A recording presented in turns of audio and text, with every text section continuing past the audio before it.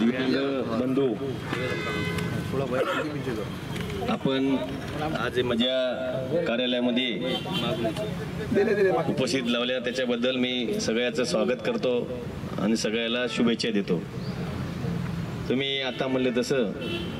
दिव्यांगचा निधी, जे निधी तुमच्या दिव्यांगचा निधी आहे ते आपण बऱ्याच ठिकाणी काही ठिकाणी वापरलेलं आहे आणि मग उंबरजकर म्हणून लता उंबरेकर यांना सुद्धा मदत केलेली आहे। आणि ऐका ना, तुम्ही नंतर ठीक आहे, कमी जास्त झालं असेल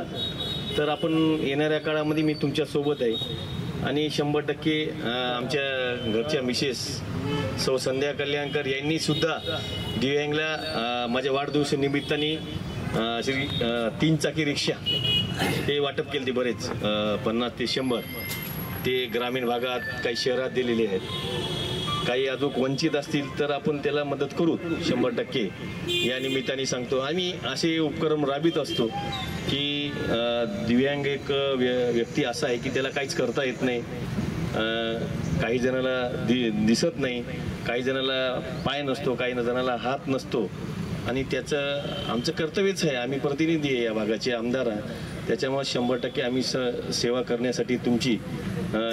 जसे आम्ही पालकाची सेवा करतो, मतदारसंघातली सेवा करतो, तशी त्याच्यापेक्षा जास्त तुमची सेवा करायची आम्हाला ही इच्छा आहे आणि येणाऱ्या काळात 100% आम्ही तुमच्या सोबत आहे। आणि शासनाने जे निधी ठरवून दिलेला आहे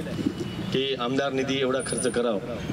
ते ठीक आहे, मी माहिती घेतो। जे तुम्हाला जे खर्च करायचे ते तुमच्यावरच खर्च होईल,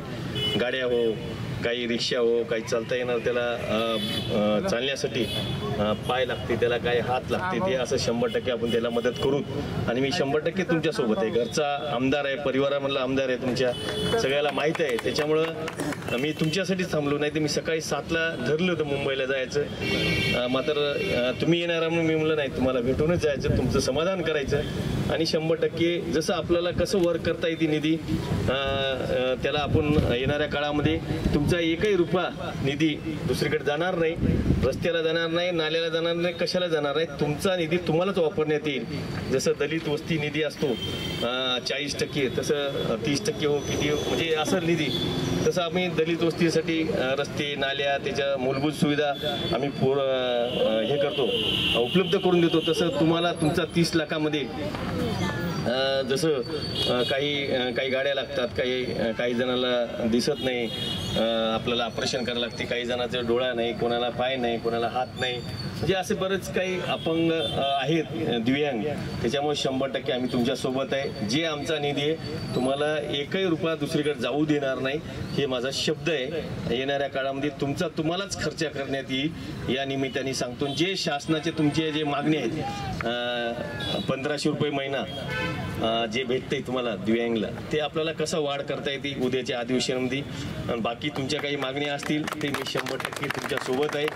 आणि येणाऱ्या काळामध्ये अधिवेशनमध्ये 15 दिवसाचं अधिवेशन आहे ते आम्ही मांडण्याचा प्रयत्न करील, या निमित्ताने सांगतो। आणि मुख्यमंत्री साहेब, उपमुख्यमंत्री साहेब दोन्हीलाही आम्ही निवेदन देणार आहे, असं मागण्या आहेत, आम्हाला येऊन स्वतः निवेदन दिलेत आणि याच्या मागण्या